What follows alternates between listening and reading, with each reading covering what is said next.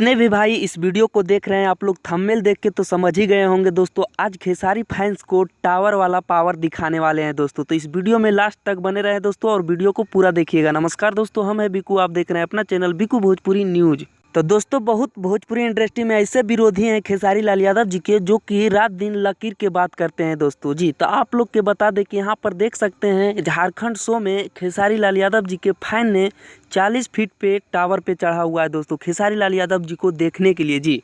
और भोजपुरी में कहीं ना कहीं अदर स्टार को शो में इतना नहीं देखा जाता है जितना खेसारी लाल यादव जी के शो में देखा जाता है दोस्तों जी।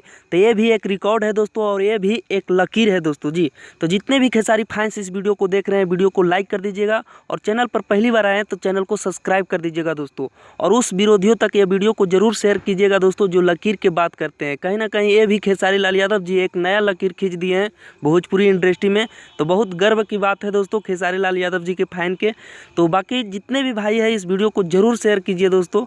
और हमारा अपडेट आप लोग के अच्छा लगा है तो वीडियो को लाइक कीजिएगा, चैनल को सब्सक्राइब कीजिएगा दोस्तों।